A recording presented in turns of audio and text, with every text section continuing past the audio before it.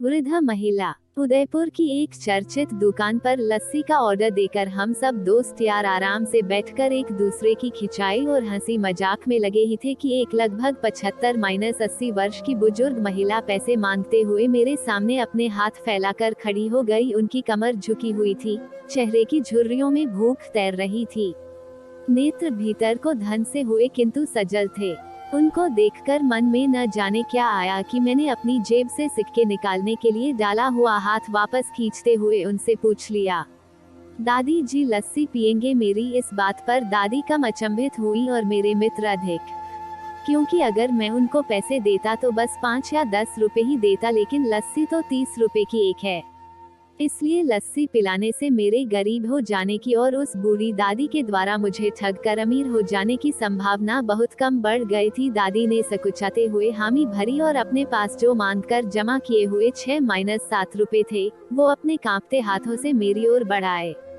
मुझे कुछ समझ नहीं आया तो मैंने उनसे पूछा, ये किस लिए? इनको मिलाकर मेरी लस्सी के पैसे चुका देना बाबूजी। भावुक तो मैं उनको देखकर ही हो गया था, रही बची कसर उनकी इस बात ने पूरी कर दी। एकाएक मेरी आंखें छलछला आईं और भर आए हुए गले से मैंने दुकान वाले से एक लस्सी बढ़ाने को कहा। उसने अपने पैसे वापस मुट्ठी में बंद कर लिए और पास ही जमीन पर बैठ गई। अब मुझे अपनी लाचारी का अनुभव हुआ, क्योंकि मैं वहाँ पर मौजूद दुकानदार, अपने दोस्तों और कई अन्य ग्राहकों की वजह से उनको कुर्सी पर बैठने के लिए नहीं कह सका।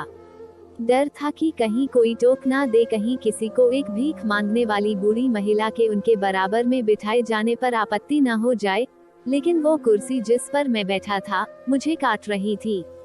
लस्सी कुल्हड़ों में भरकर हम सब मित्रों और बूढ़ी दादी के हाथों में आते ही मैं अपना कुल्हड़ पकड़कर दादी के पास ही जमीन पर बैठ गया, क्योंकि ऐसा करने के लिए तो मैं स्वतंत्र था, इससे किसी को आपत्ति नहीं हो सकती थी। हाँ, मेरे दोस्तों ने मुझे एक पल को घूरा, लेकिन वो कुछ कहते उससे पहले ही दुकान के मालिक ने आगे बढ़कर दादी को उठाकर कुर्सी पर बैठा दिया और मेरी ओर मुस्कुराते हुए हाथ जोड़कर कहा, ऊपर बैठ जाइए साहब।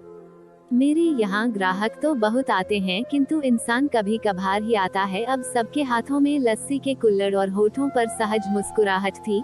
बस एक वो दादी ही थी जिनकी आंखों में तृप्ति के आंसू, होठों पर मलाई के कुछ अंश और दिल में सैकड़ों दुआएं थी। न जाने क्यों जब कभी हमें 10-20 रुपए किसी भूखे गरीब को देने या उस पर खर्च करने होते हैं तो वो हमें बहुत ज्यादा लगते हैं, लेकिन सोचिए कि क्या वो चंद रुपए किसी के मन को तृप्त करने से अधिक कीमती हैं। जब कभी अवसर मिले ऐसे दयापूर्ण और करुणामय काम करते रहें, भले ही कोई आपका साथ दे या ना दे। दोस्तों, वीडियो पसंद आए हो तो सब्सक्राइब करना ना भूले और अपने दोस्तों के साथ में शेयर जरूर करें। धन्यवाद।